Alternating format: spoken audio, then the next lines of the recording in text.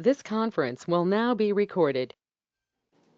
All righty, well, welcome everyone to the ANCAN Active Surveillance Meeting, which is gracefully sponsored by the corporate sponsors, Bayer, Novartis, Johnson and Johnson, Myriad, Telix, and Blue Earth Diagnostics. These people help with the funding for ANCAN in general and for all the support peer groups that it encompasses. Also, this is the Active Surveillance Group. We only talk about active surveillance, so we do touch on treatment a little bit. And of course, BPH, that's in our corner also. If you are receiving treatment or have been treated, we do have other groups that we encourage you to attend. You could certainly hang out with us this evening if you like. So I'm just going to do the roll call now. You will follow me and make sure I didn't miss anybody. And welcome to Rick and George. But Jeff, do you need any time this evening?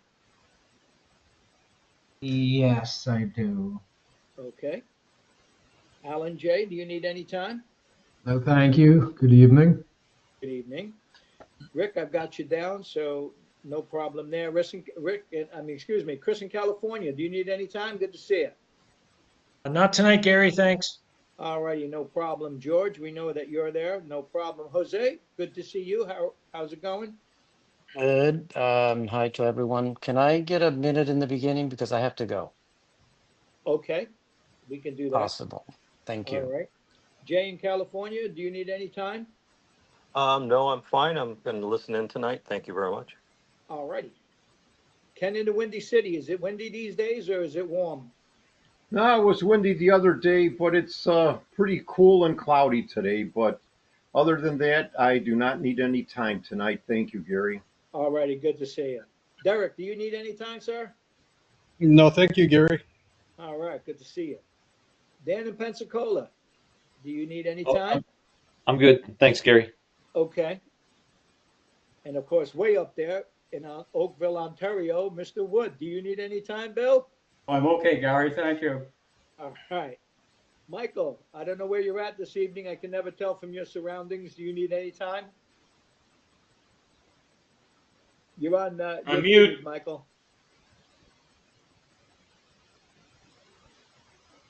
No, I don't need any time. Thank you. I'm in Alaska. In Alaska, there we go. Is it daylight out there? It'll be daylight all night long. That's kind of weird. All right, daylight all night long. Ed in Virginia, do you need any time? Not today, thank you. All righty. And Bill in Virginia, do you need any time? No time tonight, thank you. All righty. Did I miss anybody? You didn't miss anybody. I think we're going to get. That's good. All right, Eric is coming in. That's good. Oh God. Yeah. So okay. I think you're going to let Jose have a minute here, and then we'll get to the new guys. Yeah, if he can plug his little thing. Yeah. It's not about me. It's about Solo Arts Heal. Rick will be doing an interview tonight at 10:30 Eastern Time for the Solo Arts Heal program, part of ANCAN in the Marsh. And he's interviewing my friend Wayne McKenzie, who is an ex-milliner or hat maker until he went blind or visually impaired. And now he's still creating and doing pieces through knitting and weaving as a blind person.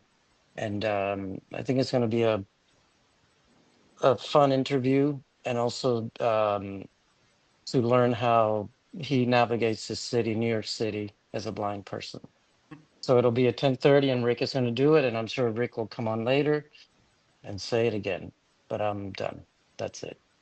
Okay, Jose. Well, thanks for sharing that. And as the new guys will come to learn, ANCAN sponsors a lot of different programs. There's creative writing. There's painting. The solo healing, is that Solo Arts Heal, which is once a month, and it's different artists that get interviewed and talk about their process of some form of something they have. and dealing with it through art and the arts as a therapeutic, um, uh, whatever. So, Okay, yeah. and also the new guys wouldn't know, but most of us know that Jose himself is a weaver. He does classes on weaving, which I find very interesting, although I haven't been able to join or watch, but have seen some of the pieces that he's done, I think, in the house. And my Okay, interview was 3 months ago. If you ever want to, So, it's a fun thing to watch the old interviews. But so anyway, Jose, is that you said it's at 10:30? Is it at the same room as this? Is that the bit? if you go on the Marsh marsh.org and you Oh, scroll it's down to Solo Arts Heal, and okay. it'll say click here to watch, and you can watch it through Zoom or YouTube. Okay, so it's The not Marsh, Bandcamp. no, it's the marsh.org. So, I'll and post it in all the of them are chat for there. you. Yeah, yeah. So that's it. Thank you. Okay. okay. Like to welcome Eric. Eric, do you need any time tonight? No, thank you. Alrighty, and Ray E. Joined us from Santa Monica, California. Good evening, sir. Are you new to the group? No, I've been here the last few times. I was Excellent. I'm a friend of Bijan, so I've been here. But I put Santa Monica, California, so people would know where I was from. Very good. Yeah, Just we to- kind of like that because, as you noted, that some people put it down, and it could be a neighbor a couple of towns away. Do you need any time this evening, Ray? No, I don't. Okay. Well, without further ado, I'll let you take Rick, and then I'll talk to George. How's that? Well, okay. Let me get my list. Oh, Very okay. good. So I've got Rick. All right. Rick, we'll let you have about 15, 20 minutes. And then if we run out of time with you, we'll get the other guys and then we'll come back if there's time at the end. Is that okay? Sure. I will need a little direction as to what you. Sure.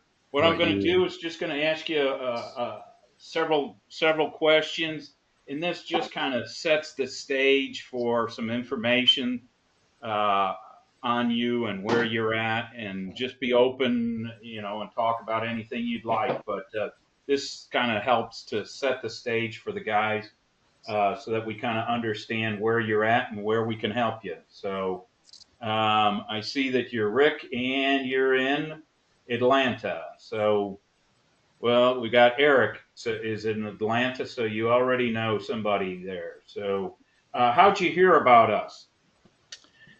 From I'm on a Mayo forum about prostate cancer, and there was a particular post in that forum that mentioned Alcan.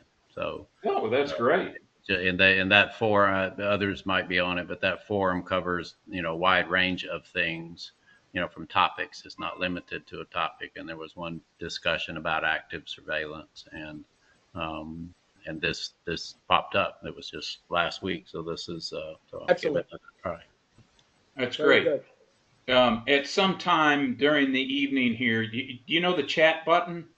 Do you know how to use a chat button? I can figure it out. I think so on here. I don't see it offhand, but yeah, I will. Yeah, if you could give us your email address, and that way we'll make sure to get you on the mailer. And every Tuesday we come out with a reminder. And I am getting the email. I signed up, and I'm getting the email. So that's how. Okay, very good. All right. How old are you? 72. Well, you're looking good for 72. Well, thanks. That's what we're supposed to say to each other, right? Well, you got a lot of hair for 72, but you're talking to somebody that's a little short at 66. So. And are you a veteran? I am not. Okay. Well, we just mentioned that in case you are, because there is a vets program for those guys that are vets out there. When were you first diagnosed with prostate cancer? It was in the fall of 2020. October of 2020. Okay. 2020. So, and I take that was a diagnosis from a biopsy. It was a regular annual physical that found an anomaly with a digital exam and went from there to the MRI and then ultimately, yes, the biopsy in the fall of 2020. Okay. So you had a DRE that said that you should be looking at this. What was your PSA? At that point, it was about, let's say, 3.7, I think, right at that time, and it had been around 3.5 to 3.7. It had gone up over 2 or 3 years from around 2. Uh-huh. And so then you had an MRI. What did the MRI say? MRI showed a PIRAD 3 and a borderline PIRAD 4. And that's what led to the biopsy. And you had did you have a targeted biopsy then? I did, yeah. Yep. And was it a transperineal or transrectal? Rectum. Okay. And what's your biopsy? How many cores? The first biopsy had 3 cores, and the only one was greater than 30%. 2 of the cores were around 15%. And I don't have it in front of me, so I don't remember exactly, but that was. What were the Gleason scores? Gleason 6. So you had 3 cores out of how many samples? 12. Did they? 12. 12. Mm-hmm. 3 out of 12 were positive with a Gleason 6. Mm-hmm. And what did you say the most any of them were of the Gleason? Right at one was right at 30%. The one was at 15. One was below 15. It's about 10%, I think. Okay. All right. And so then the doc said, "Oh, you joined the club of prostate cancer guys." Yep, and talked through the various options, but was pretty strong that active surveillance was where I should be. Went through the conversation that we've all read about, that yes, it is cancer. There's some question about Gleason 6, but he did not recommend any treatment at that point in time. This was a urologist, and that had been recommended by my longtime internal medicine person, and so I started my research. I accepted that, which was all good. Started my research from there. We stayed on the protocol with PSA, and then I had the follow-up biopsy. It was a little over a year. It was about 16 months, I think. Had a follow-up biopsy. There was no significant change. It did show 4 cores at that point in time, but there was, not a significant change in the cancer. Still did not have any rating, greater than a Gleason 6. I had another MRI prior to that. Uh-huh. And from there, I have been, since that time, I've gone through, again, from my research, and then gotten a couple of different opinions.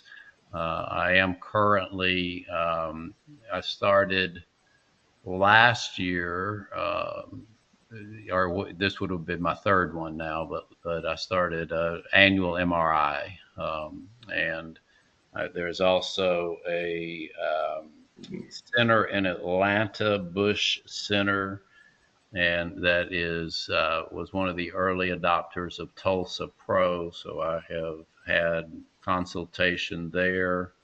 I've also had consultation. Emory is in Atlanta. They have proton therapy, so I've had consultation there. Just keeping the conversations going.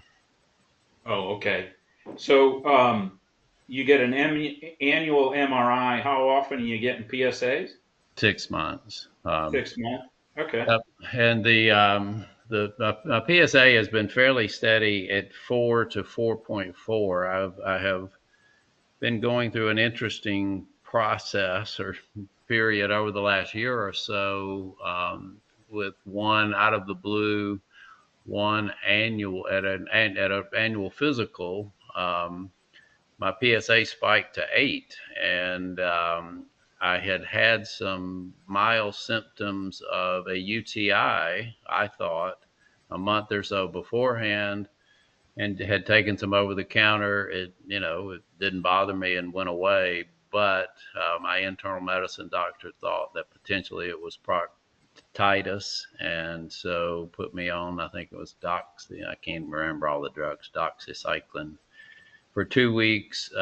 Took it, waited 2 weeks later, came back, and my PSA was back down into the 4s. But I had another bout with that later. This was just this past fall. I had another bout with that. That again, my PSA went up to 5, and I'm on track where I've got an MRI early next week, and then my PSA will come up a couple of weeks after that to see. So the proctitis has been interesting in that, and trying to make sure that that's all that's going on there, if you will. So Yeah. Well, staying between 4 and 4.4. yeah, generally it's been fairly stable. It's been fairly stable there, other than me sorting out this idea of the proctitis. And anybody told you how to prepare or stay away from anything before a PSA? No biking? Yeah. I'm a regular runner and use stationary bike, and I had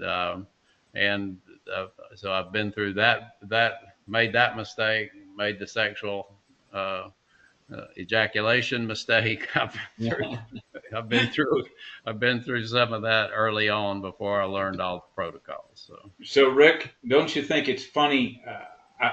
I don't know that we've ever had any guy come here tell us before they had a problem or anything, before a PSA, and been told by a health person to stay away from biking, no sex for 72 hours or whatever beforehand.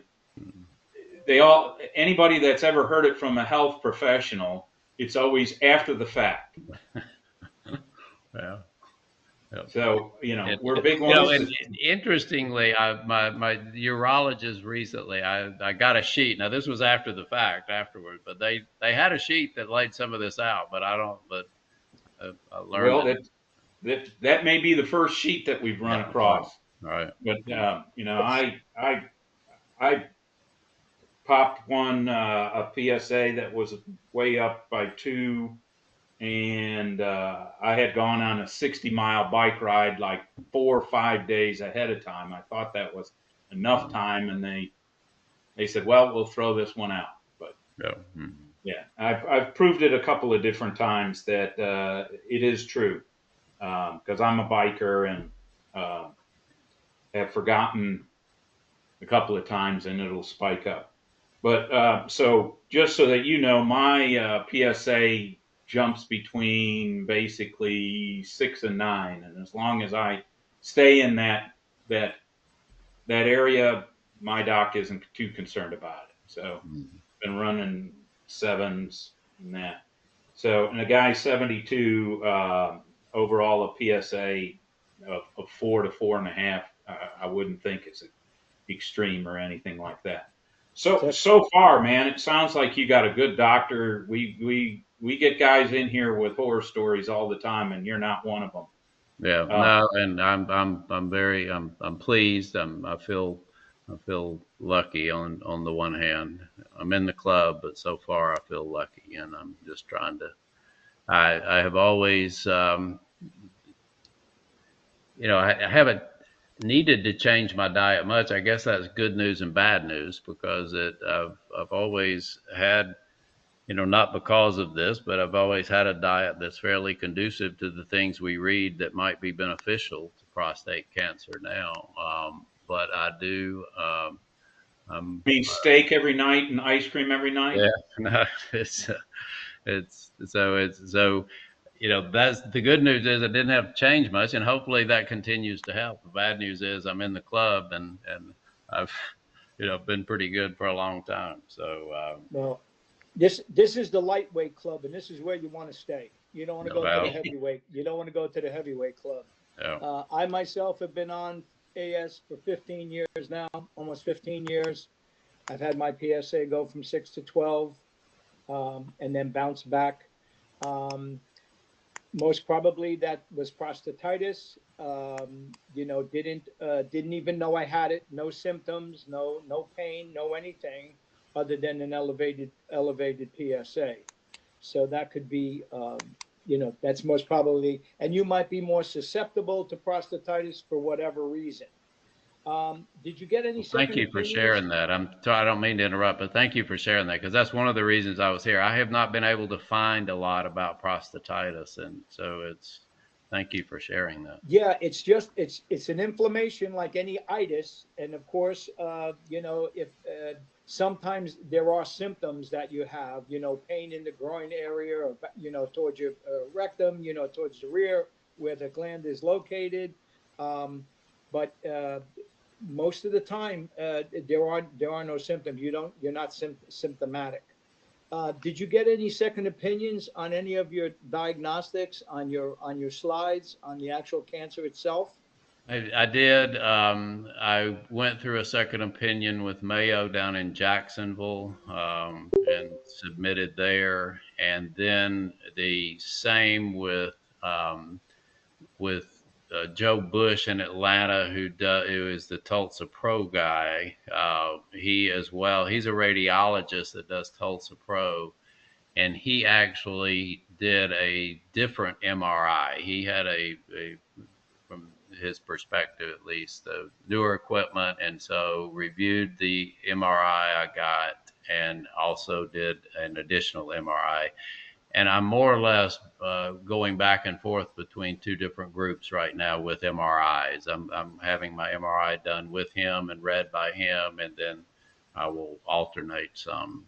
There's a hospital here in Atlanta called Piedmont, and that's where my urologist is. So I did have opinions from both the Tulsa Pro doctor and from the group at Mayo Jacksonville, but Mayo, I did not visit Mayo. I just sent the information in. So. Okay, excellent. And have you had any genetic or genomic testing? And do you know the Decipher, and I'm the Decipher. I'm right in I'm about at the 0.5 on Decipher. It is from the reading or information I got. It seems that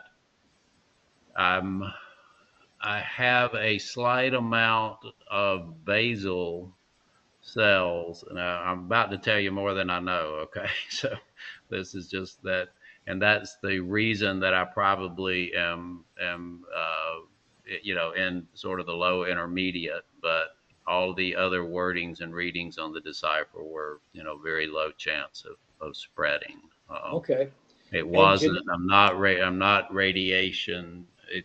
Radiation's okay. Well, I forget the exact term for it, but a lot of times I'm not. But from what the reading was from the Decipher, that it's that radiation could be okay. Okay, and by any chance a genetic test? Is there any family history? No, I'm not. Yeah, I do not know of any genetic history. I have not had the genetic testing. Okay, we do have a study out there called the PROMISE study, and we'll put it up in the chat window. I think it's still open as of yesterday's announcement of this meeting. It said it was closing rapidly, but that would be a free test. It's a saliva test in a tube, and they will come back and tell you, a geneticist. If there's nothing going on, they send you an email and basically tell you that. If there is something going on, then you get in touch with a geneticist, and they get in touch with you, and they discuss what they saw. I think they study 23 chromosomes or whatever they're looking at. And of course, it would depend on family history. If anybody, your dad, your brothers, and if you have any genetic mutation, you want to pass that information along. Like I say, we'll put that up in the chat, and that's the rectangular window in the top right of your screen. Okay, thank you. Okay. Thank you. Hey, Well, Eric, on your cheat sheet, you didn't have the promise study. It's on there. It is? It is on the Google Docs app link, which is constantly being updated. Oh, I didn't have that one. I'll have to get that, Mike. Click the link right. that I sent, please. Okay. Well, gentlemen, Rick, sounds like you said it. You sounds like you're right where you want to be. The key thing about active surveillance is being active. Staying on top of things, hanging out with us because this is an excellent peer support group. You need a name, you need a place, you need an idea. We can normally come up with it. So, judge based on everything you told us. You're right where you want to be. Confirmatory, an MRI perhaps annually, like you're doing, a PSA every 6 months, and then of course when another biopsy. That's always a matter for discussion. Different protocols from different institutions like Sloan Kettering and John Hopkins and Mayo, anywhere between 3 and 5 years apart, depending upon how you feel about it and what your MRI shows. If your MRI shows year over year that there's no change, no lesions, there's a lot of talk out there about you shouldn't have another biopsy. Of course, we don't give medical advice. That's something between you and your practitioners that need to be discussed. Have you got any other questions for us? Nope, this is great. I appreciate very much the time. Well, thank you for sharing. Rick, thanks for being here, and thanks for sharing. Anybody got anything to say to Rick? Yeah, I got one thing, Rick, and that is, have you seen that, pretty definitively we've had a number of very prominent doctors in active surveillance that talk about Gleason 6, and a Gleason 6 never metastasizes? So, I have read, and videos, and my urologist, and somewhat had that same, that same view. However, none of them will sit there and say that doesn't mean that you don't need to be active in your surveillance, but that should be, at least for me, that says, yeah, well, no doc is going to touch me if all I've got is Gleason 6. And by the way, I've got 3+4, 1 core, but my doc didn't care because it was in the right direction. So I'm all active surveillance all the way.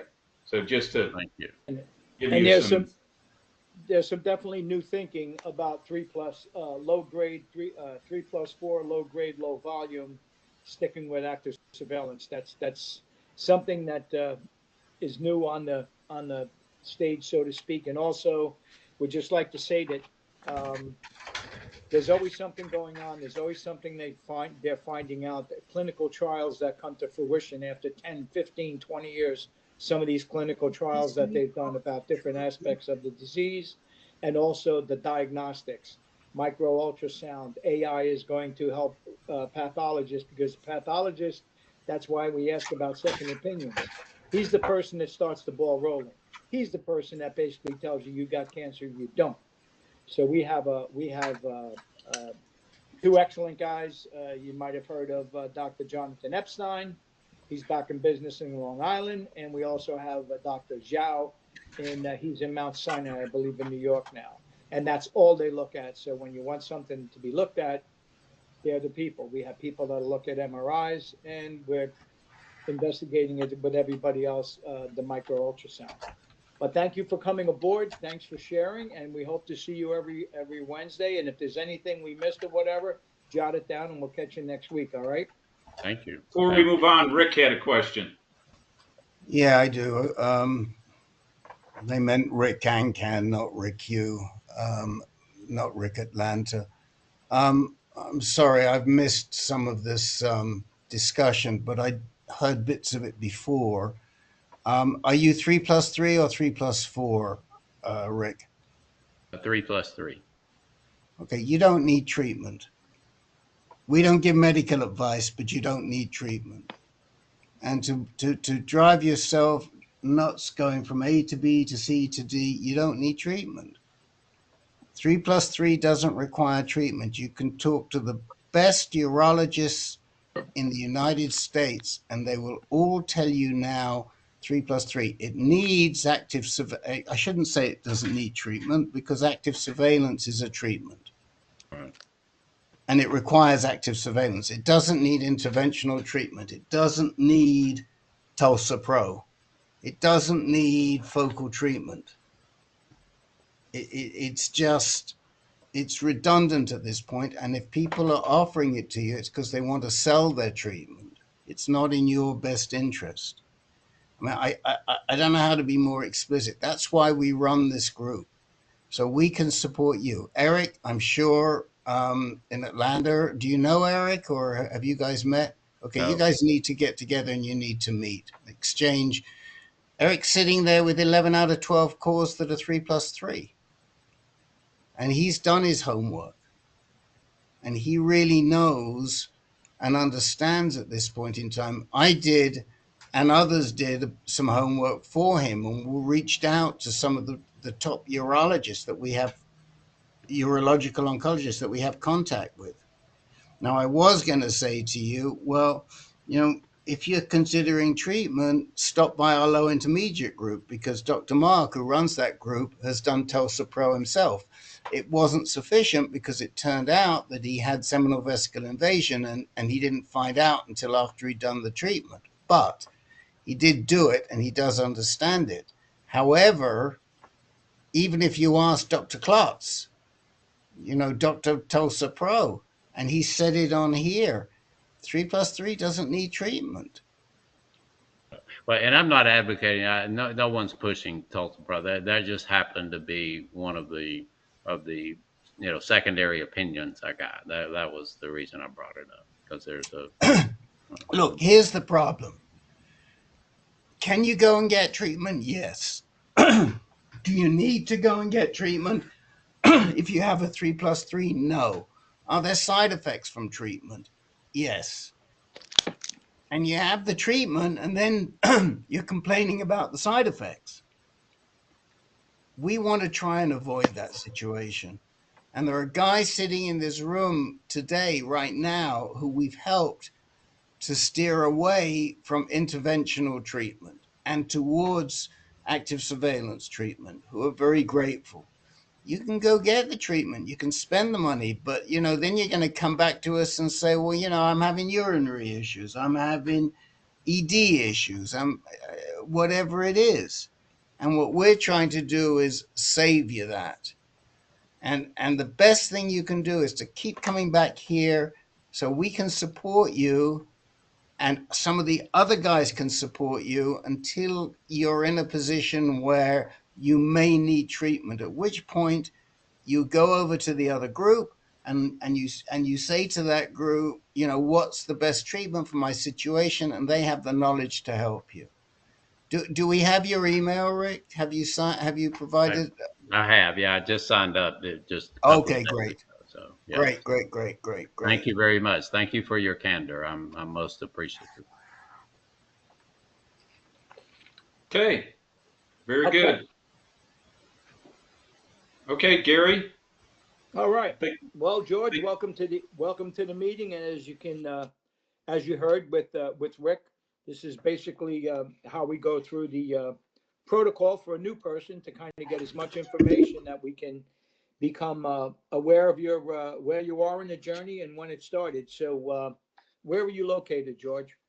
I'm in Chicago. And first of all, good evening to everybody. And I'm very thankful to all of you and for all the info that you will provide. And I'm just very thankful.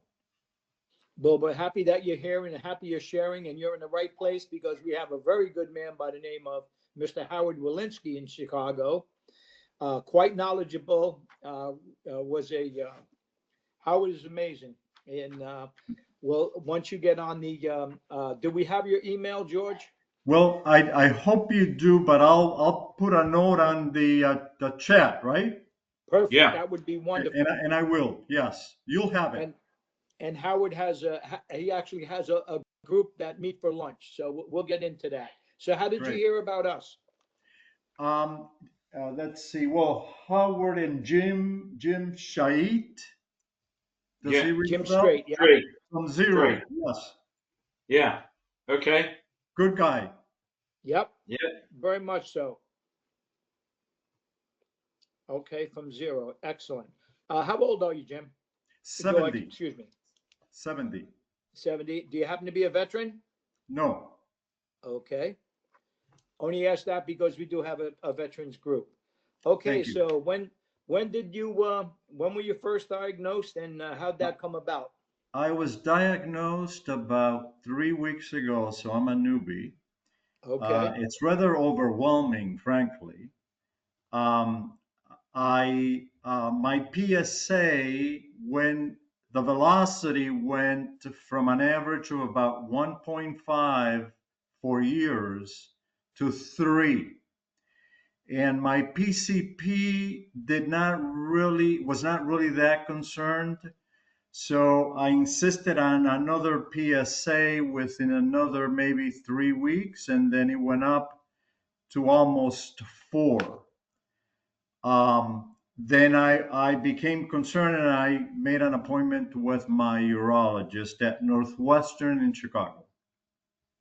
Okay. I had an MRI, which revealed a PIRADS 4 with no seminal vesicle invasion. And then I had a biopsy, which dictated intraductal carcinoma, quote, no invasive carcinoma identified. That was about maybe 4 weeks ago. So how many cores were positive? There was one core out of 12. Okay. And the percentages that I see are 25, 10, and 5. So out of the 12, one was positive. And what was the Gleason score? For this particular type, they do not, my understanding is, correct me if I'm wrong, they do not assign a Gleason score. We're talking about, intraductal carcinoma. I am getting a second opinion on the biopsy from Epstein. Obviously, he used to be at Hopkins. That's not the case. Who told you they don't assign a Gleason score? My urologist. He's flat wrong. So is it Rick? Could he be below a Gleason 6 so that he really doesn't have? Well, then they'd give him a 3+3. Well, I asked that question. That was a question that I had from the get-go. Yeah. After I tried to read the document, then they said what I just alluded to. No Gleason score is generally given for intraductal carcinoma. That's what I was told. Yeah, well, it's not true. I mean, we have tens of guys with intraductal disease, and they all have Gleason scores. Right. So, George, did they? You've done the right thing, George. The second opinion will clear it up. You've done the right thing, George. You've sent the slides to Epstein. I think you need to ask Epstein specifically or send a message along with it that you need, can you please give the Gleason score because it hasn't been provided. Well, but you also need to switch urologists. Yeah, I'm in the process of doing that. I'll tell you why. Because he recommended from the get-go, he recommended 2 items: surgery or you know, radiotherapy. Now, you gotta go, George, you gotta And go. he gave me those two options, and then he recommended surgery. You know, obviously, I was very concerned, but frankly, had I Okay, said, let us cut to the quick, George, because we've got a bunch of people in the room, and we need to get to what you need to know. First of all, where is this doctor? Which practice is he in? he's at Northwestern here in Chicago. He's a Northwestern doc? Yes, sir. Who is it? Well, maybe I should not disclose that at this time. Then What is? Howard goes to Northwestern, I think, right? I just don't know. I would say, I mean, if he's a Northwestern doc, he's telling you should have surgery. He doesn't know the Gleason score. All he knows is that it's intraductal. How much intraductal is there? How many cores were positive? There was only 1 out of 12. And it was positive, and it was intraductal, correct? Correct. That's what the biopsy said.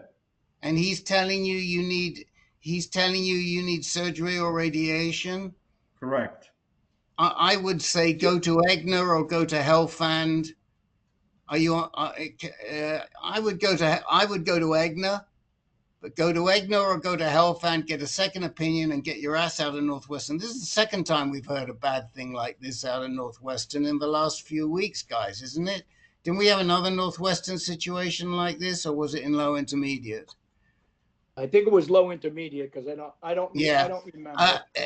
But I mean, but it's rubbish that an intraductal they can't give. I mean, well, I shouldn't say it's rubbish because I definitely could be wrong, but we've had so many guys with intraductal, but we've never. I don't know that I've ever had anybody who is only had a single core that's intraductal, and it may be that their Gleason score has been based on the other cores. So if you only have one, it's possible, but I've never heard that you can't do a Gleason score. Did they say it was cribriform? No, they did not. George, did you mention 3 different volumes a couple of minutes ago? Correct. Yes. Okay, I'm not understanding. 1 core out of 12 had intraductal carcinoma. Give me these volumes, and where do you think these volumes came from? They came from the. You mean which report? They came from the biopsy report. I'm looking at it. 25, 10, and 5. That's within a core.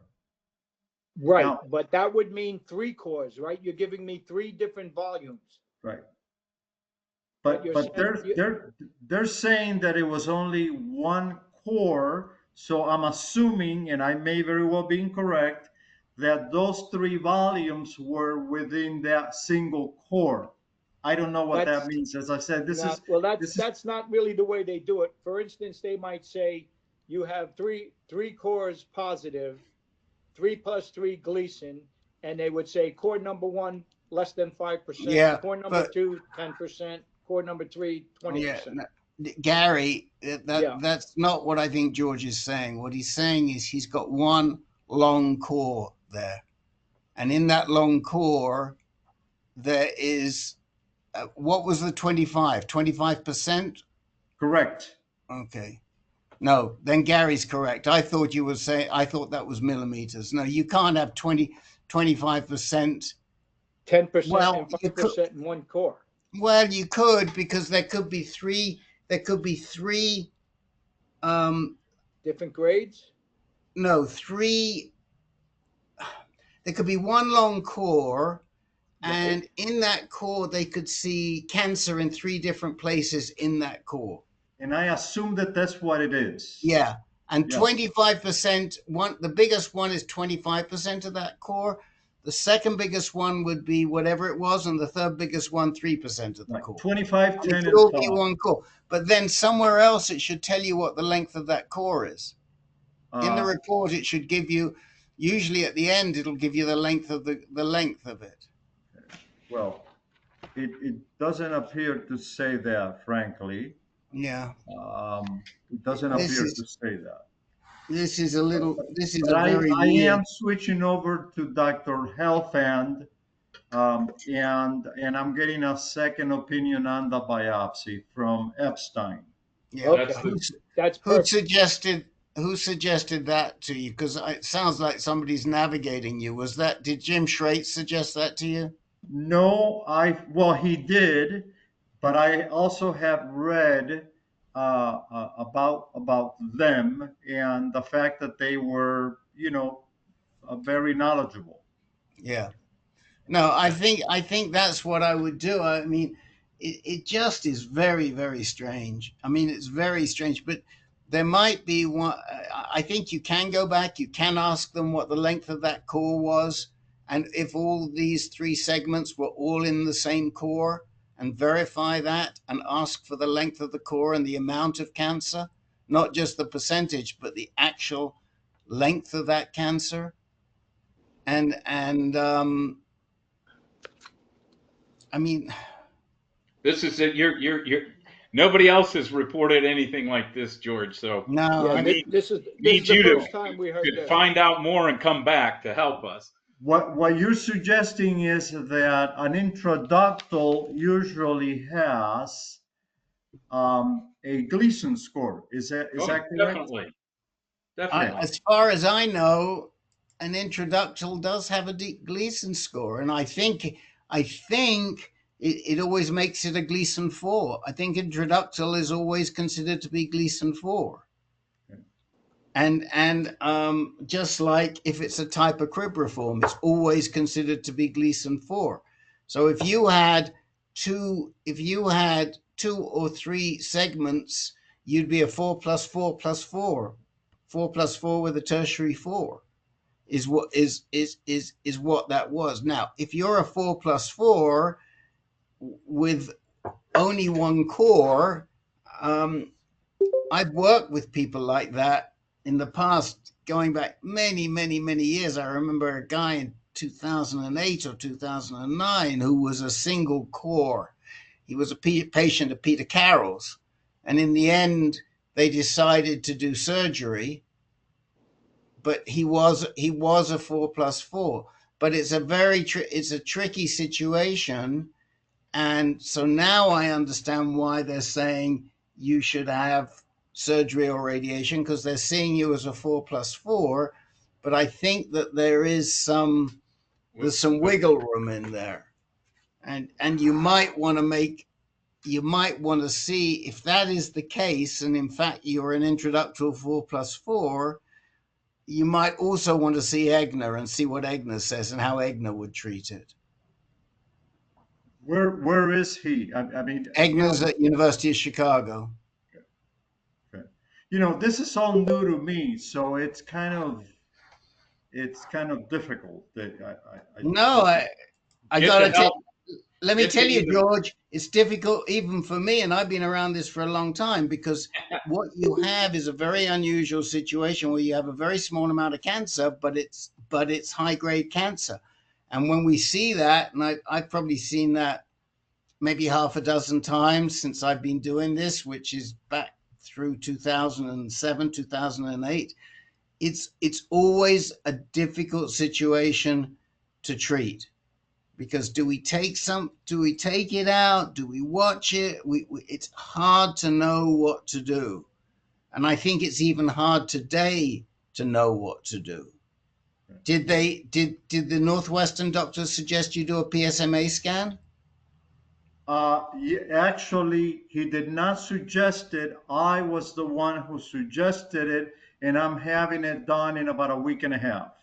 Yeah, and the reason why your insurance will approve it is because you've got a 4 plus 4 there. So I don't even have to look at not even if I did look, would I know? No. Could I tell if it was a 4 or a 3 or a no? But what I can tell you is that because it's intraductal, it's a 4. That part I do know. So you don't have to look at it. You know it's a 4 because it's intraductal. And that's how we know I can say to you, well, you're a 4 plus 4 plus 4. But it's only one course. So it's really, really, it's tricky. It's interesting. I think that, who is the doc at Northwestern? Perry. Barry? Ken Perry, yes. Oh, Ferry. See, our bias, ANCAN's bias at Northwestern, is that they have a rep as being cutters. They'll cut as soon as look at you at Northwestern. There's one guy there who's okay on active surveillance, but most of them they want to treat. Now, in your case, at least they're not saying you got to do surgery. You know, they're giving you a shot at radiation, but they want to intervene at a drop of a hat. That's their rep. You know, and it comes from Schaefer. That's how Schaefer treats. So we like to get those people to other docs to see so that you can discuss options. And yours is a super, super tricky situation, very unusual. And if it were me, I would not only talk to Brian Helfand, who's very good and knows ANCAN very well, and we absolutely trust him, but I would also speak to Scott Egner, who also knows us well, because it's a very, very tricky situation too. And Hugh has put it in the chat window. Okay, thank you. Well, the guy that I knew that had this tiny little bit of 4 probably went about a year to a year and a half before he got treated.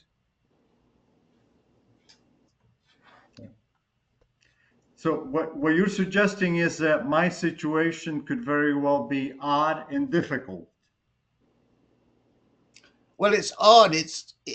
What's difficult is how long you can go before you treat it, or if you ever need to treat it. That's the difficult decision. And it's not really a decision even for this group, because this group, because you're high risk. Technically, you're high risk. Technically, when they do surgery, if they do radiation, they should be giving you hormone therapy. And if they do surgery and they don't find, which in your case, if they did the surgery and they didn't find anything else, you might be clear, but you might not.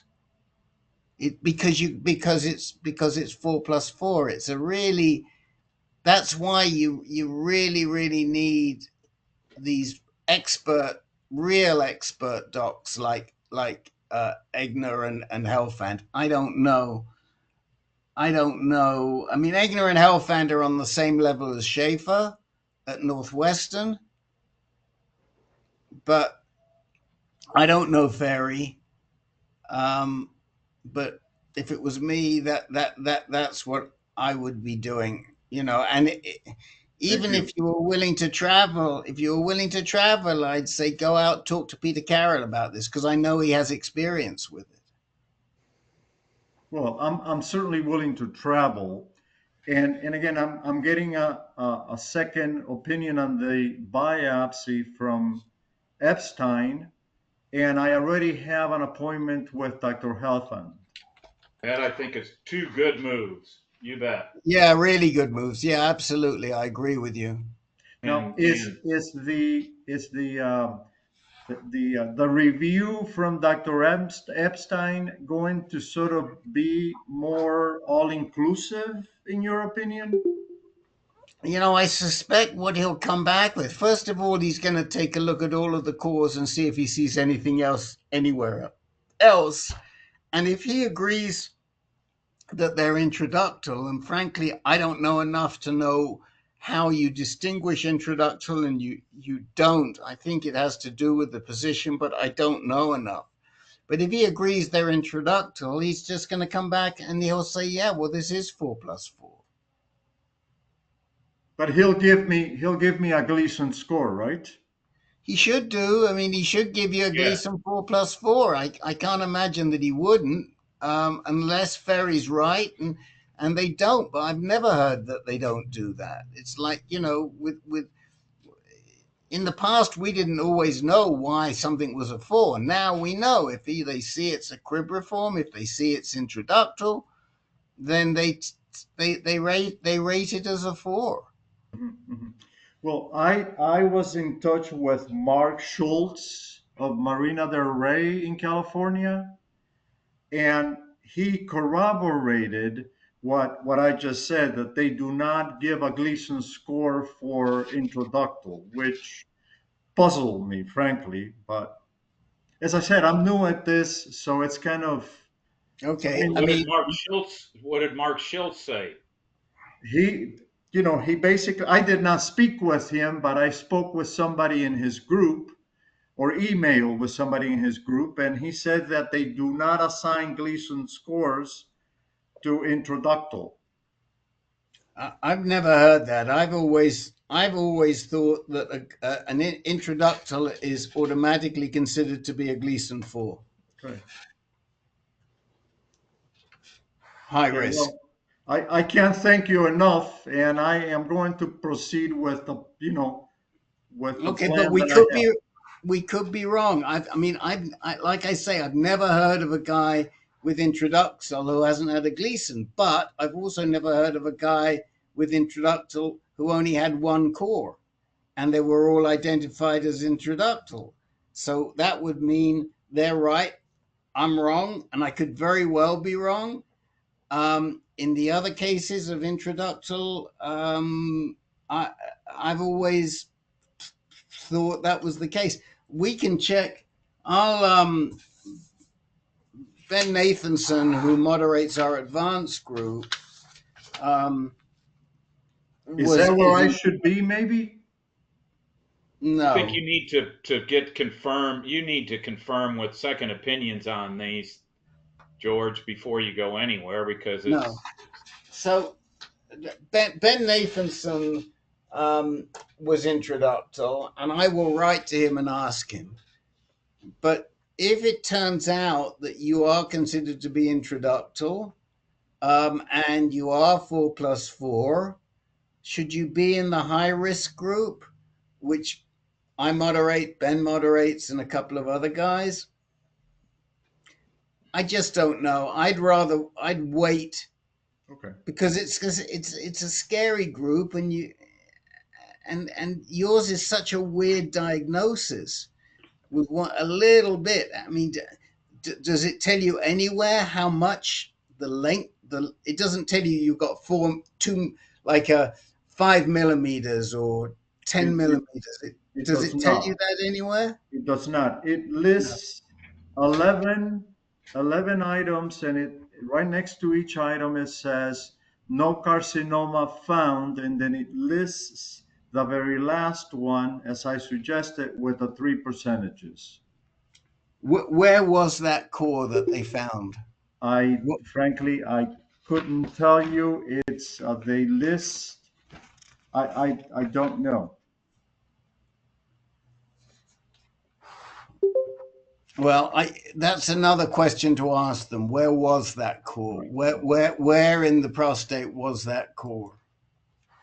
Well, thank you very much. I will proceed. I'll get the I'll get the biopsy reviewed and go see HealthEnd. Have you signed up? Do we have your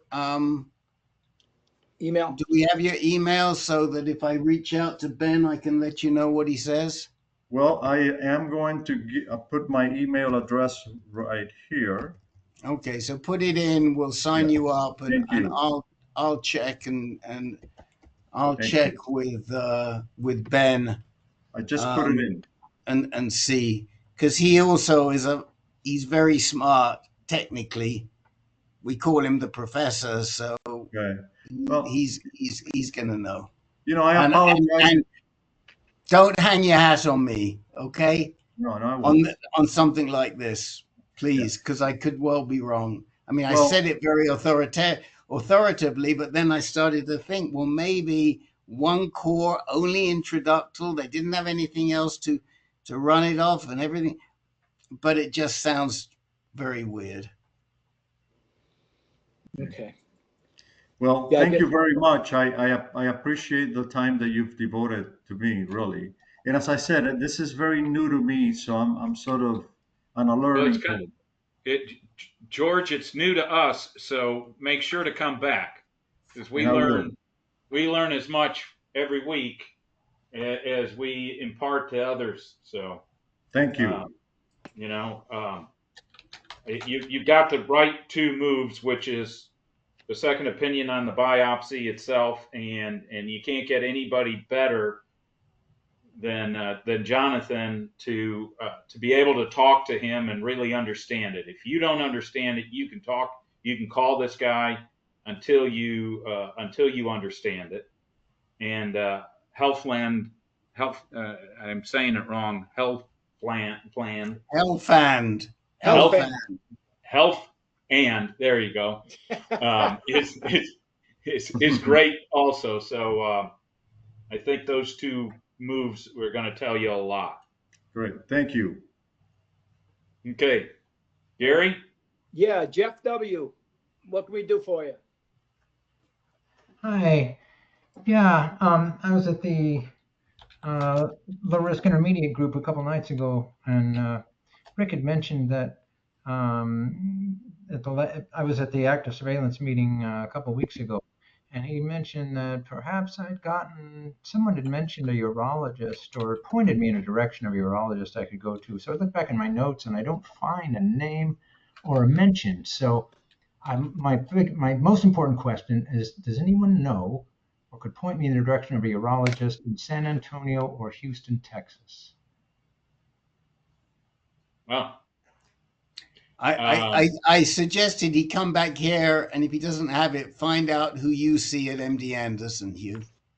Well, I can give you the logothesis is who I see. He's not a urologist, but I can give you his contact, and I also know of another good urologist that is over at Methodist or something. I'll get that name. Yeah, you don't. He doesn't need logothesis. He needs a urological oncologist in. If you have one. If not, we can get a name. I thought you had a urologic oncologist, a surgeon. If not, I would. We can get a name from Dr. F. Stat for you. Yeah, I can reach out to logothesis for one. Yeah, great. Because he's already at MD Anderson. If you're at MD Anderson or I am, yeah. I saw Brian Chapin there. I don't know. Yeah, surgeon. He wasn't particularly helpful in my case. So you already have a surgeon at Houston Methodist. No, at MD Anderson. At MD sorry, at MD Anderson. If Yeah. you have a surgeon at MD Anderson, you're not going to be able to switch. No, he only gave me. I saw him. He gave me his opinion. He said, "Oh, you can have surgery, you can have radiation, you can stay on active surveillance, or you can go see John Ward. He's got a cryotherapy clinical trial going on."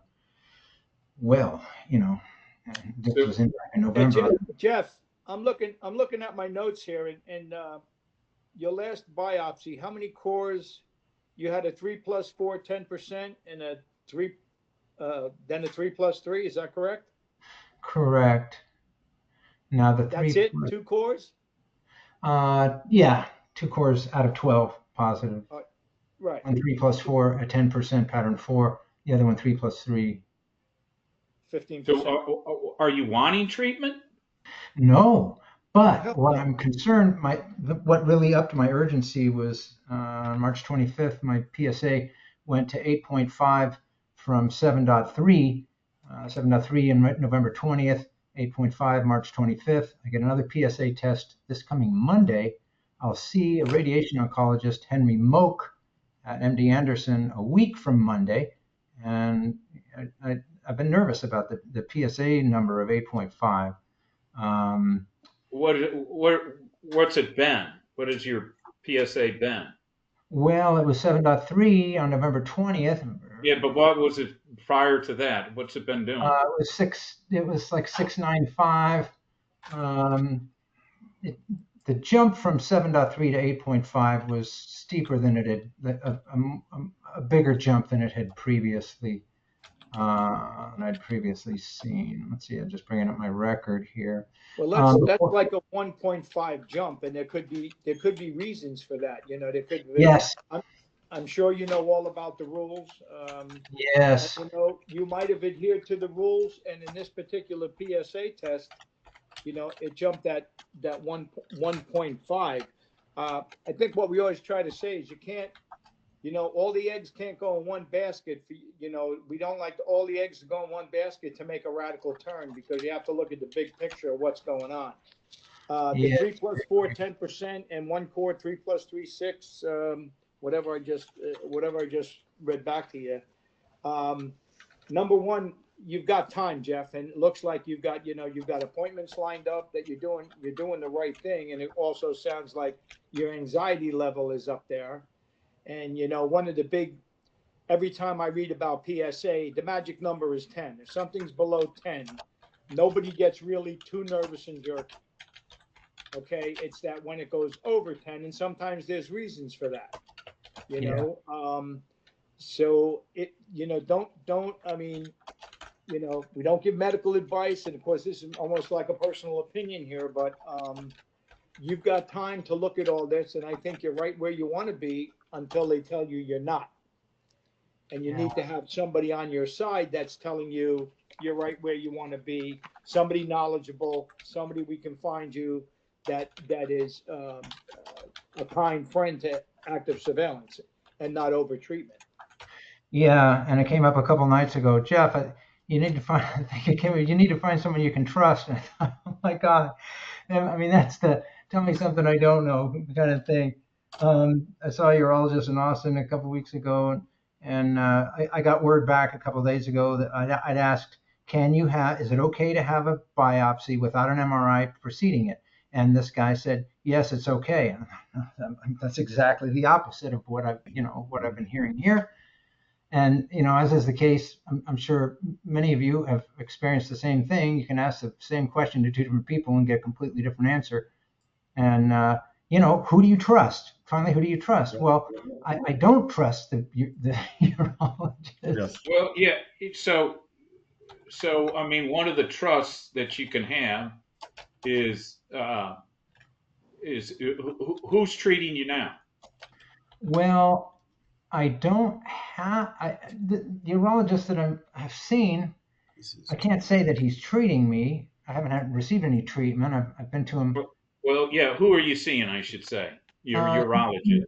Eric Giesler with Urology Austin. He was the best urologist on paper that I could find here. And so, what is he saying? He's saying, you're in no rush, but we got to keep the momentum. I chose him because this was about a month ago. I was still under the impression that I was a good focal candidate, but he shot that down, saying that no, because your first MRI revealed that you have a spot of 3 + 3 cancer on the right side of your prostate, but subsequent MRIs and subsequent biopsy did not see it. You have cancer on the right that we can't see. Therefore, you're not a great candidate for focal, because if we can't see it, focal is not the whole ground. You're 3 + 3s, right? You're Gleason 6. There's one spot there's two spots on the left. One is 3 + 3. It's a very small. It's like 1 millimeter, and then the main one, the bigger one, is MD Anderson called it 6.5 millimeter. The other provider, my original Gleason, provider. Sorry. Do you have anything? All Gleason 6? No, the bigger lesion is 3+4 with Okay. 10% pattern 4. And that was 10%. August. That was August of last year. So it's it's getting a little old now, at least in my mind. So But my just so you know, my PSA it bounces all around. So between 6 yeah, and I 9. was encouraged to hear Okay. that a few minutes ago. So my guy isn't worried about that. When I had my second confirmatory biopsy, which by the way was almost 4 years after the first one,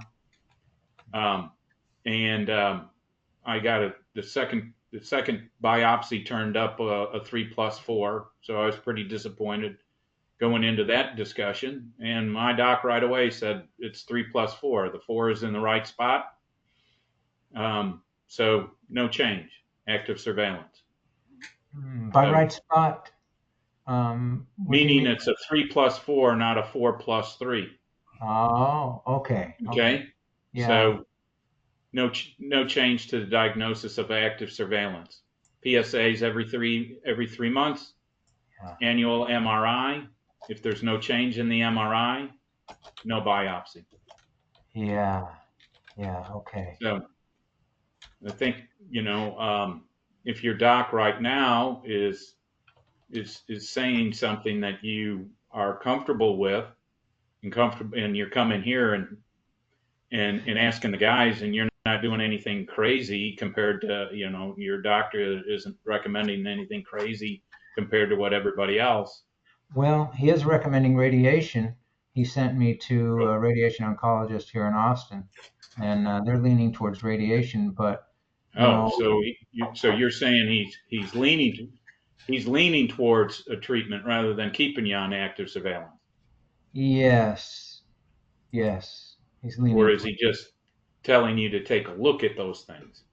No, I'd say he's leaning towards treatment. I mean, when he said you don't have to rush, but you need to get treatment by before the end of August. This year? Why don't you?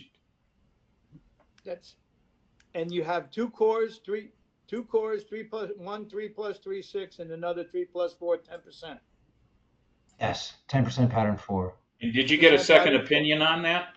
Yes, Brian Chapin, the surgeon at MD Anderson. So the difference there was that the first reader of the biopsy said it's 10 millimeters. It's 10 millimeters at MD Anderson. They said no, it's 6.5 millimeters. But they both said yes, it's 3+4. They both agreed that it was 10% pattern 4. Okay. Well, we've got to see if you can find a doc that's a little kinder towards AS, because I don't know. What do you think, Rick? Well, first of all, I suggested to Jeff that he send it. We suggested that he send it out to Epstein or to Zhao. Have you done that yet, Jeff? I spent 2-3 days trying to get the slides to Epstein. He's got my pathology report, but I'm having trouble getting the slides to him because the hospital here that did the biopsy, my urologist left. The hospital here that did the biopsy, they don't seem to have the slides. So I would need to talk to MD Anderson to see if they have the slides. But then it occurred to me, now wait a minute, I am so close to the annual MRI date. Do I wait and see what the radiation oncologist at MD Anderson tells me in a week? See what my PSA score is. See what he tells me. If it turns out that I need another MRI and another biopsy, perhaps I wait for that next biopsy and send those slides out to Epstein. If it were me, I would get hold of those slides and send them out right now. Even though they're 10 months old. Yeah, it doesn't matter. That's fine. They're good. Yeah. They're good for a decade, Jeff. They're good for a decade. All right. I mean, that first biopsy. Hold on a second. Let me just rethink, because I'm sorry. I'm doing I'm multitasking here. Yeah. those first slides that you did, and it's coming back to me, were not MRI guided, correct? They were. The MRI was in July of 2024. The biopsy was in August, a month later. Okay, so it was MRI guided. The biopsy was MRI guided, correct? Yeah. Okay, so if the biopsy was I'm thinking about our guy in Pensacola, Dan. I'm mixing you up.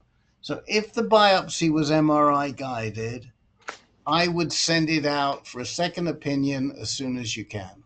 That's what I would do. All right. Yeah. Okay, I wouldn't hang around. Do you need another biopsy? Do you need another this? Let's find out what you got. Okay. All right.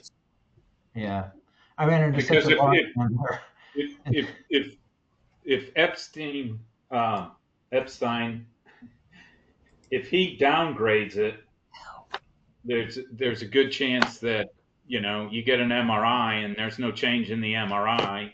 Your PSA is bouncing around a little bit. You don't need a biopsy. Right. Yeah, that's obviously one of the other. You've only had one biopsy? I've had two. Oh, you had? Okay. Yeah. So the first one was in 2021. Had an MRI a year later, which found no highly suspicious lesions. So I did not get another biopsy until last year in August. Okay. Which identified the 3+4.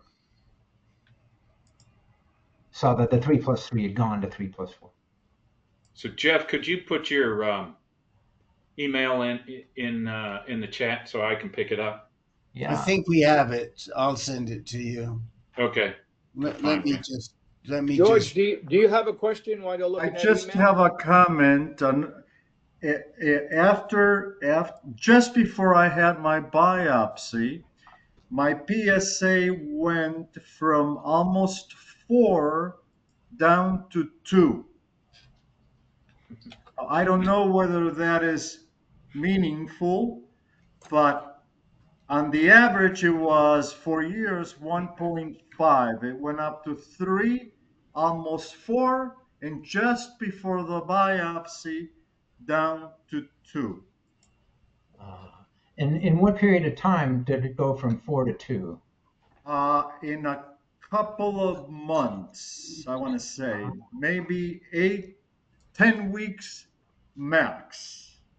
Have you had another PSA since? I did just after the biopsy, but my understanding is that the trauma that is caused by the biopsy causes the PSA to go up. Correct. You bet. So, so it went down from almost 4 to 2 just before the biopsy. Yeah, okay. Now, I don't know what that means. Yeah, well, they can go up and down. And that nobody's come up with a definitive answer for the up and down. And if you listen to any of the webinars that speak of it, they will tell you that it's just prone to go up and down for all kinds of various reasons. Of course, after did you go to a different lab? No. Okay. It was all done at Northwestern. You can use It's different labs. It's just a snapshot in time, right, at that moment. So take it for what it is. I am meeting with an oncologist, radiologist tomorrow, just to basically review my options. I'm not going to take any action until I get the re-review of the biopsy and see Dr. Helfand. But I just want to get a sense of what Northwestern would want to do. No, that's a good idea. But I'm taking no action. The more information, the more opinions, the more you fully understand what's going on, the better decision making you can do. And as Rick said, this is kind of your case is a little different and crazy. Guys, let's not hide. We can come back to George, but let's not hijack Jeff's conversation. We don't do that. So George will come back to you, but we don't we don't jump into other people's Oh, okay, conversations fine. and shift them to us. My apologies. We'll come back to you. We'll make time for you to follow up. Go ahead, Jeff. Do you guys, does perennial invasion raise a red flag for any of you? Perineural invasion. Well, it's complicated, but I had Yeah. perineural invasion. People will say it raises a red flag, but the evidence doesn't seem to support it. Okay, I'm glad to hear Doctors that. seem to think yes, it makes it more risky, but if you dig into the weeds, there isn't a lot to support it maybe makes you a little bit more higher risk, but we Who don't was really have good evidence that the cancer escapes through the neural channels. Is there anybody online that saw the webinar that Howard had with Jonathan? Oh, he's coming back on the 31st. Epstein's doing another one on the 31st. Yeah. This Saturday. I saw that webinar. Yeah, I couldn't get in. I couldn't get it. Was full and I couldn't get in. So I think. Okay, I think it's online on. I think you can look it up on YouTube. Just go on YouTube and look them up. But I think he touched on a lot of these subject matters that you're talking about. So I wasn't at it though. Michael, what did You know, I honestly don't remember if he addressed this particular subject or not. But yes, I'm almost certain it is on YouTube, and it was a very, he's such a good man at moving straight to the point and talking and language is very understandable. Extremely good. I would definitely listen to it. Again, I will. And Jeff, he is coming back later in the month without a presentation, just to answer questions. So if you get your questions to Howard Walensky, you can ask him a specific question. Hopefully he'll address this Saturday, it. I think. Yep, he hung around longer than he was scheduled for. In his first presentation, Howard made a mistake and could only get 100 people in. I was lucky enough to get in it and listen to him. And as Michael said, it's fabulous. Definitely worth watching. And if you have a specific question, that's what this is all about. It's Q&A. He's not doing his presentation over, his formal presentation. Okay, that's great to hear.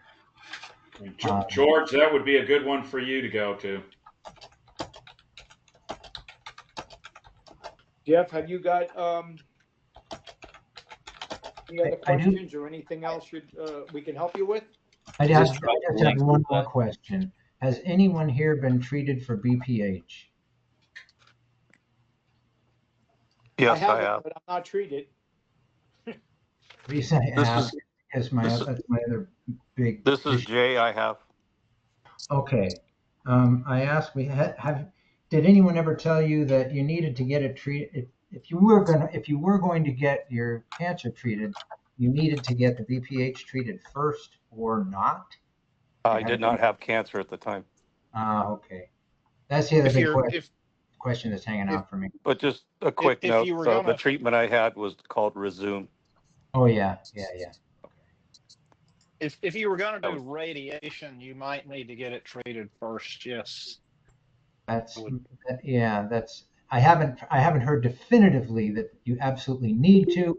One person says one thing, another person says another, so So I did a radiation consult almost a year ago now, when I was completely incorrectly advised to immediately get a prostatectomy, and I said no, I'm not going to do that. And the guy who I talked with, he was extremely pro. The radiation doctor was very proactive surveillance, along with the caveat that he said, I feel at some point you will have to treat your cancer, and I want you coming to see me every year. And he said, before we would give you radiation, I would send you to Men's Health and get your BPH treated first. Make sure that they were happy. There's some tests you can do, some urodynamic testing, get an idea of how bad your BPH really is. Yeah, I have a before pretty good this. idea. I have a pretty good idea Yeah. where mine is, and it seems to be on the borderline between mild and moderate. So I ask myself, do I really need it? And then the voice on my other shoulder says, well, 5 years, 10 years down the road, you might be glad you got it. You know, for what that's worth. Yeah, I dropped the Well, link Epstein video in the chat. Anybody Okay. wants? Thank you. I would say I'm one of those that has thought I needed BPH treatment several years ago, and then I never did get it, and I'm glad I didn't. It's not without its potential side effects too. Yeah. Yeah. Yeah. It depends upon what you really, if you're getting up 15 times a night and you're uncomfortable, or you can't sit through a movie, you can't drive in a car for more than an hour. Those, it affects how your quality of life. If it's really, Yeah.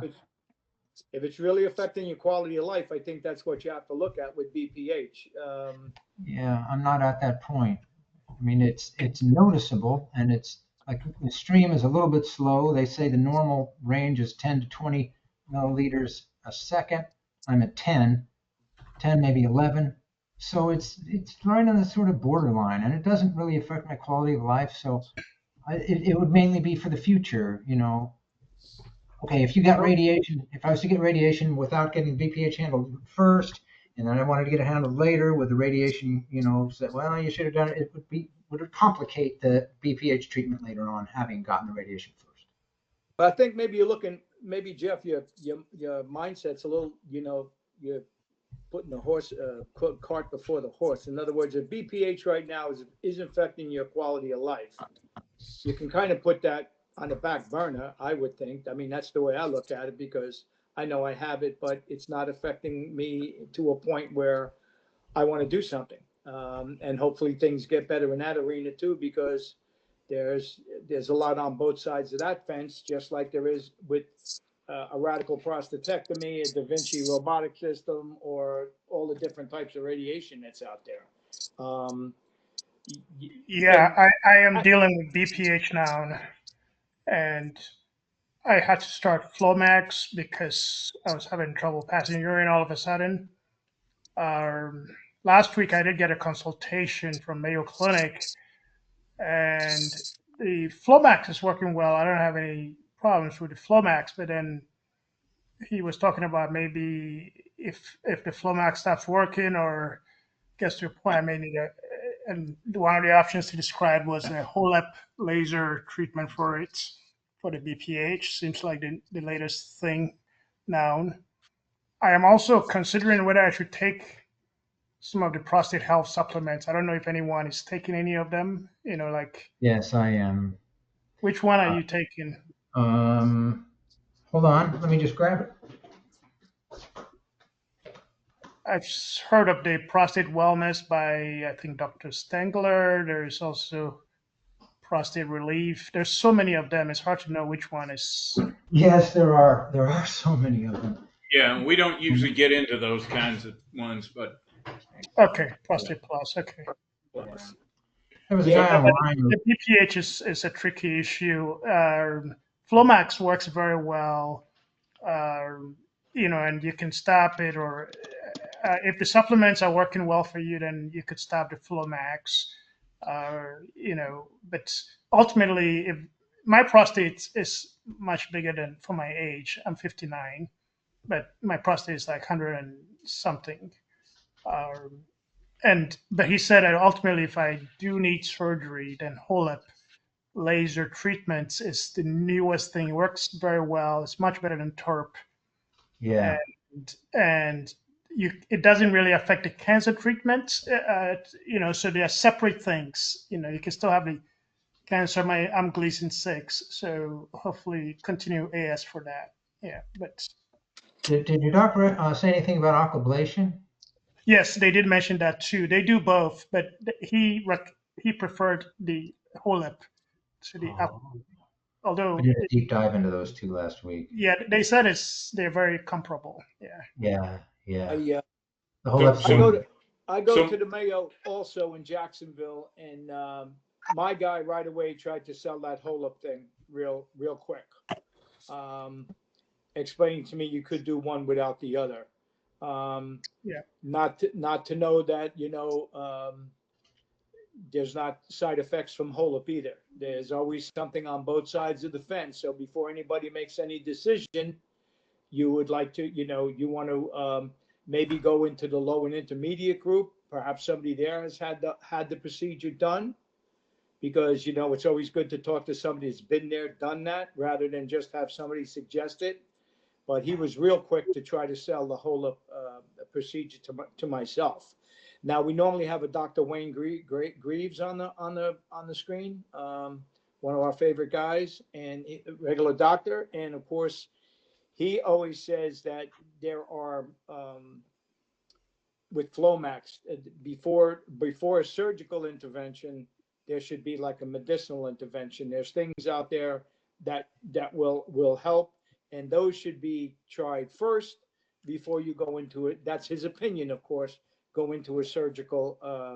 There are other things besides Flomax out there that can help with BPH. So that would be something that you'd want to look into.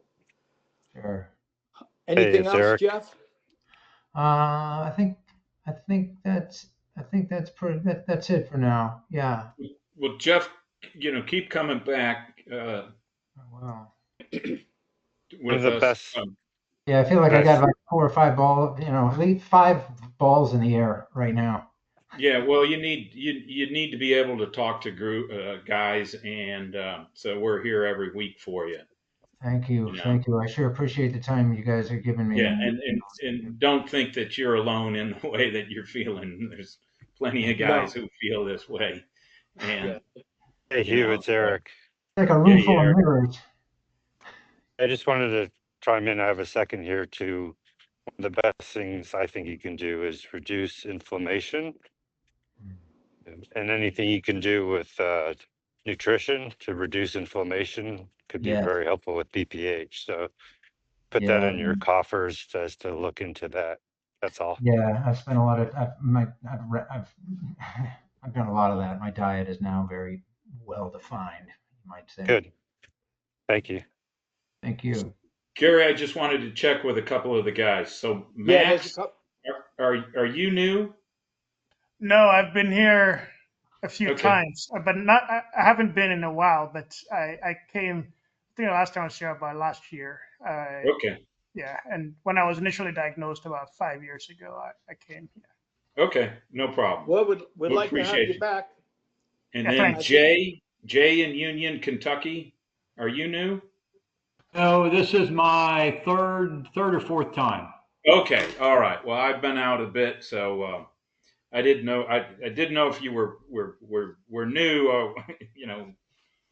You got here a little late, and so that's all. Yes. Wanted to make sure to catch you. I think that Marty Keogh left. He joined and left, and there was a caller. Is there a caller on the phone that hasn't been identified? Okay. And Jay, was there anything that you wanted to? We can do a couple of minutes here. Yes, I'll try to be brief. One thing I noticed on my PSA when I read the fine print of the urology group, as opposed to my PSA and my annual wellness, it says you can't compare 2 different instruments. I found that very interesting because my PSA was running around 4.5 on a Roche machine by my general physician, and it went up to a 5.7 on a Beckman Coulter machine at my urologist. I went back for my next wellness, it went all the way back down to 4.5. So I learned you cannot compare 2 instruments together, which is kind of unusual for test results. Not in the world of PSAs. That's one thing we preach right away, because everybody has a different assay. We preach that to the new people right off the bat. You can go to the VA, you can go to somebody using Roche, somebody Beckman Coulter. You're going to get different numbers. So the best thing to do, go to the same place, have the same lab do it, and then you get a baseline, something definitive. Yeah. Real quick, I guess I'm unusual. I have 12 cores that are positive. One was a 3++. 4. The rest were all 3s. The 3+4 was less than 5%. I sent out for Decipher. I was blessed. I got a 0.32, which was low. I just got my results back yesterday from Dr. Epstein, and all the 11 stayed at 3+3. The 3+4 stayed, but the 5% of a 4 went down to less than 1%. So I wouldn't even count it. There you go. yeah, I wouldn't even count it. so Good for you. I really feel good with active surveillance, even though I have 12 of 12, which makes me somewhat unusual. The one We're thing going to have a little subgroup between you and Eric. Yeah. You know, Jeff, the other Jeff Yeah. in Maryland. Yeah. Yep. We got 3 guys in the same boat there, Jay. So don't feel Yeah. like the Lone Ranger, brother. Real quick, while I was listening, I was looking. I had my pathology report here. I don't have a copy yet from Epstein. That the urologist called me personally, but I don't have a copy of it. But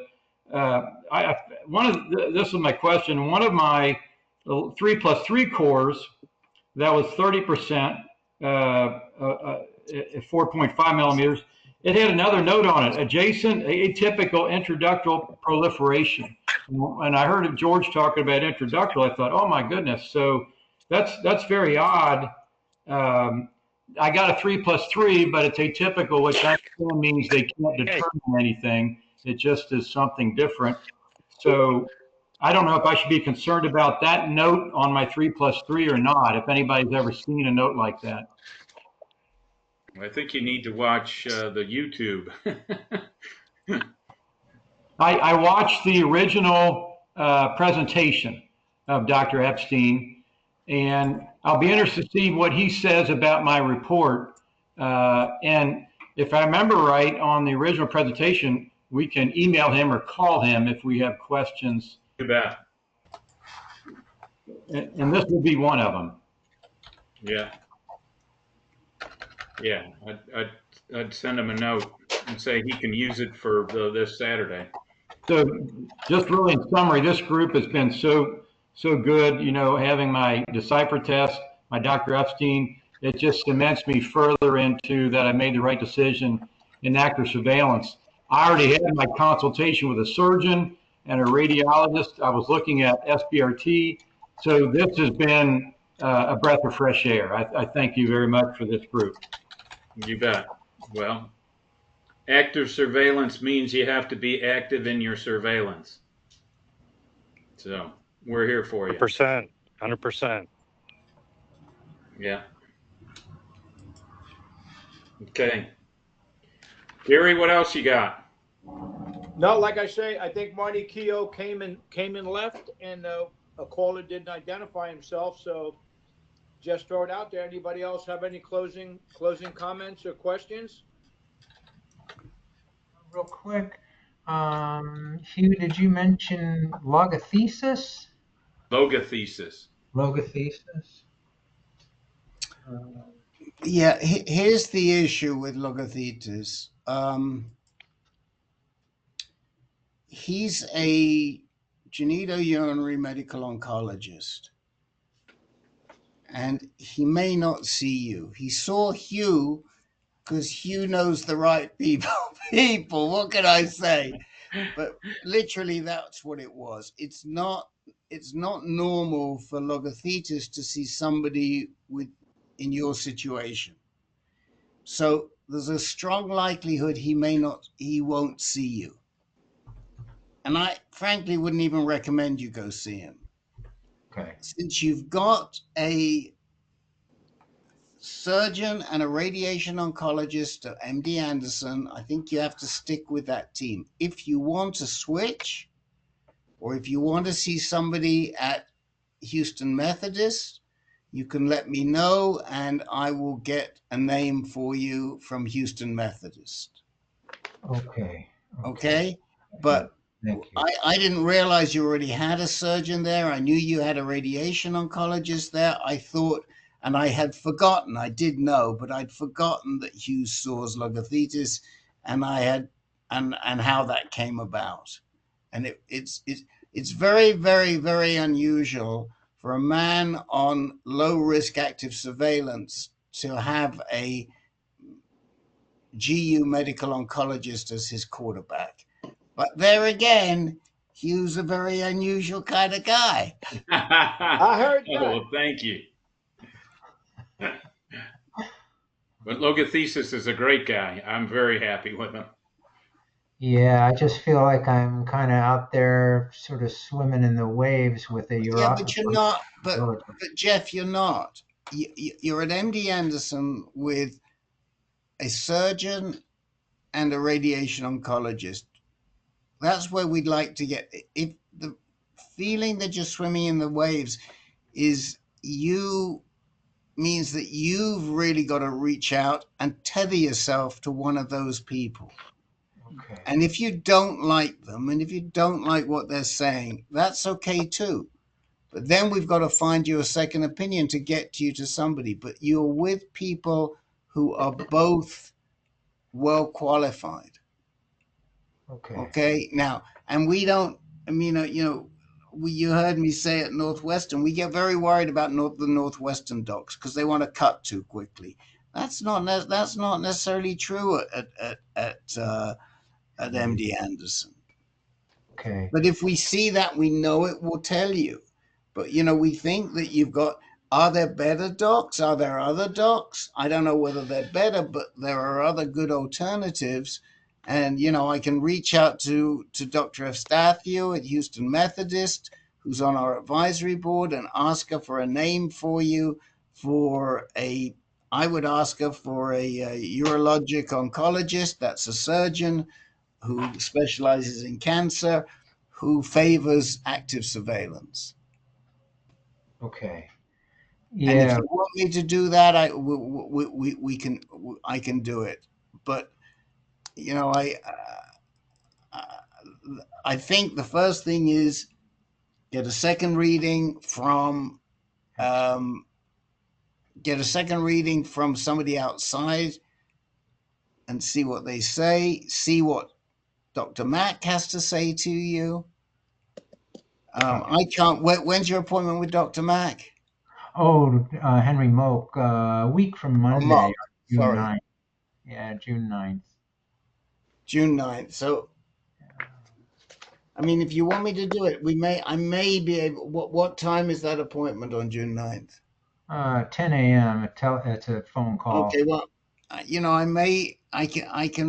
can write to Eleni and see if she can recommend somebody, and we can see if we could get you set up for the afternoon of June 9th, if you want me to. Oh gosh, But I also sometimes think that there can be too much information. Yeah, I was just thinking the same thing. Right. It kind of puts another ball in the air. Right. And to me, I would go with either what Chapin says, with Mark says, and make it clear that your preference is to stay on active surveillance. Yeah. And see what Mark says. You can go back to Chapin and tell him you want to be on active surveillance. He may say, if you want to be on active surveillance, this is the best doctor for you to be with, and I'll pass you along to somebody. You can write back to Chapin and say, I want to do active surveillance. Is there a better surgeon? Is there a better urologic oncologist for me to do active surveillance with at MD Anderson? That would be you advocating for yourself, being your best advocate, and asking the right question.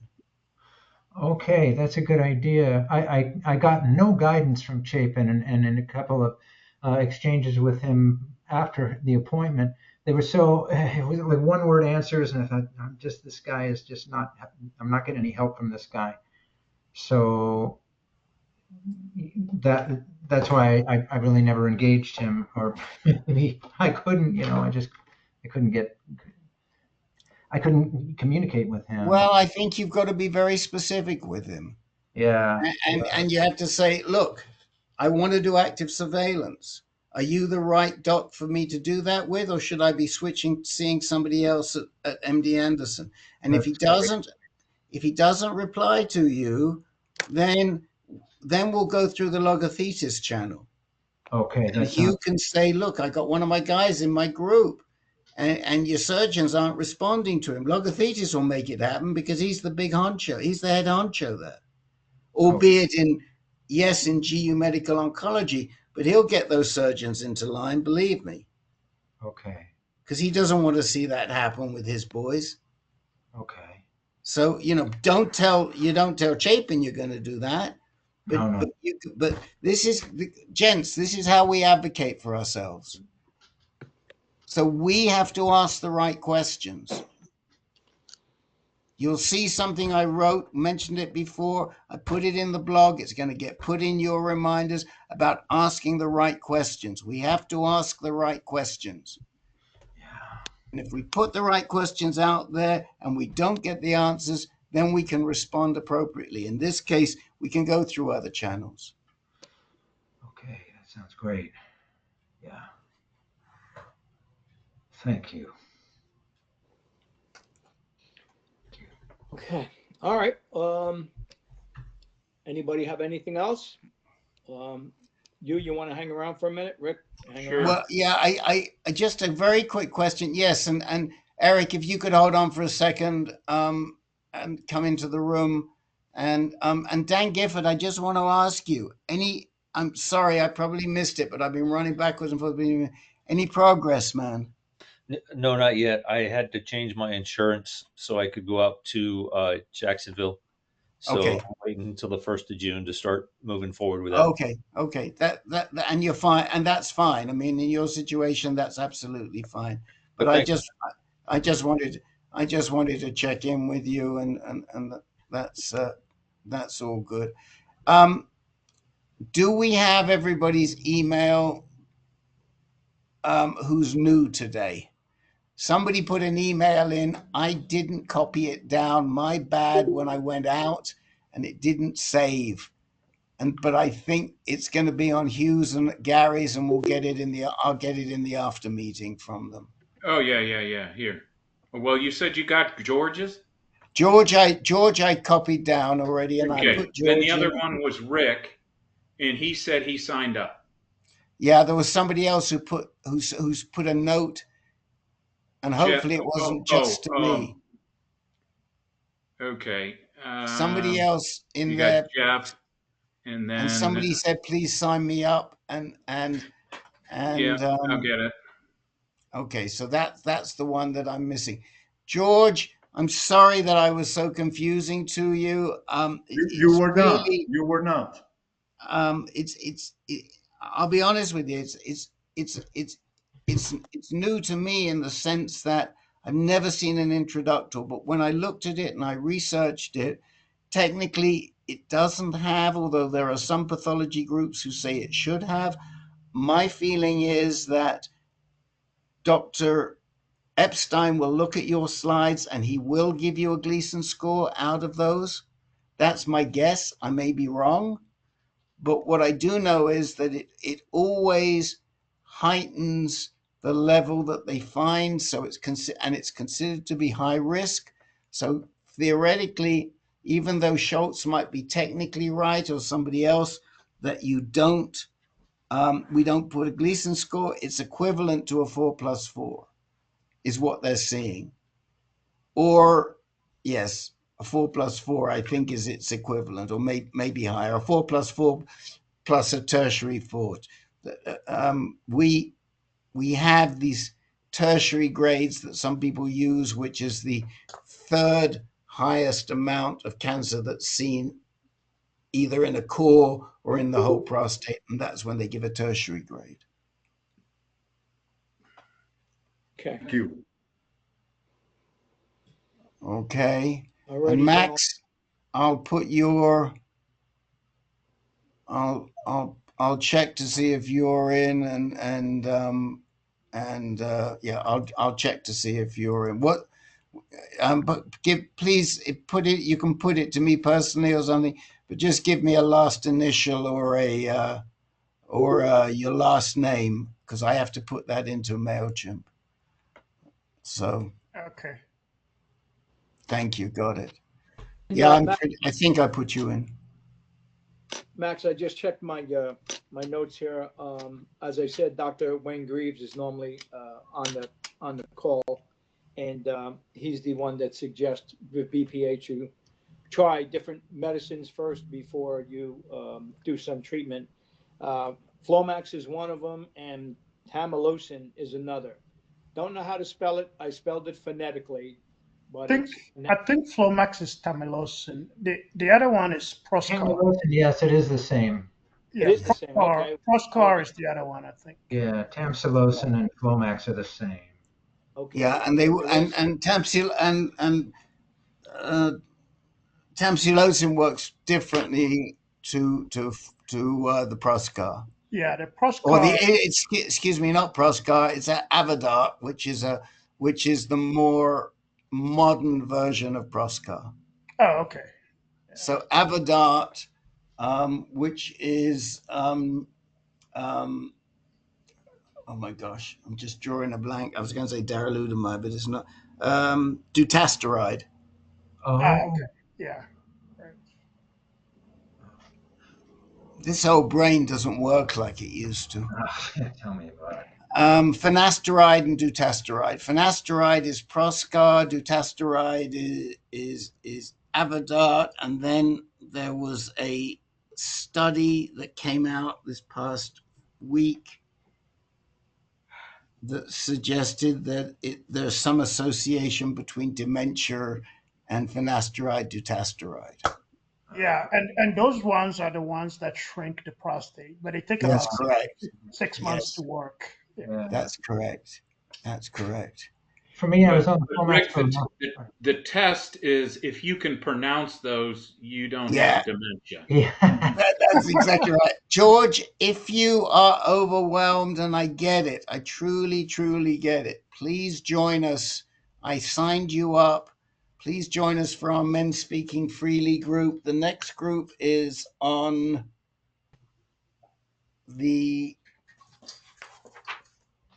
5th. Next week, the 5th, in this room at 5:00. It's a group to talk about everything and anything except treatment. Please don't come in and start talking about your treatment choices. Please do come in and tell us that you're overwhelmed because you've just been diagnosed and there's too much information. We can help you. We've got some fantastic guys in that group. Everybody's there to help you. I had a guy just write me this morning who's in a really crummy state of mind because he's recently been diagnosed and it's a serious diagnosis. And that's what I told him. That's exactly what that group is there for. It's called Men Speaking Freely. It's men only. And it's in this same room, and you'll get a reminder beforehand. Please do, and I certainly will join it. I have a plan, and I'm very thankful to all of you for your time. I'll move forward. Okay. Come back and tell us. And that group's open to anybody, and it's open if you want to complain. If you want to complain about the color of your car, you don't have to be overwhelmed. It's there for everybody. And if you want to complain about the Colorado Rockies this season, we're open to that as well. Their performance this season is for everything and anything. So please think about joining that meeting. It's a sweet meeting. Which meeting? Did you say I'm going to get an email, a reminder on that? Yeah, I signed you up. Signed you up for the Men Speaking Freely because I sensed that you had an issue. Jeff, you got to get yourself into that meeting. We've got you. I'm pretty certain I signed you up for that too. But if I think somebody should get it, I put them in. The problem is people don't like it, and then they unsubscribe. And when they unsubscribe, and we can't do anything about it, they unsubscribe from everything. Oh no! And then we don't want you to do that. So if you don't want to go to that meeting, you have to go in and change your subscription. No, I don't need to jump out of the boat back into the cold water. Yeah. Okay, guys. Thank you. All right. Thanks all. Thank you. Okay, hang on, moderators. Hang on, Eric, please. Thank you. Hang on, Alan. Are you okay? All good, Mr. J? All good. Just tired. Thank you. Okay. Good night. Good night. Thank you. All right. So Eric, I need to talk to you a second about Solo Arts Heal after we're done, but you're a moderator anyway, so you. Oh, hold on. Let me turn the recording off. Yes.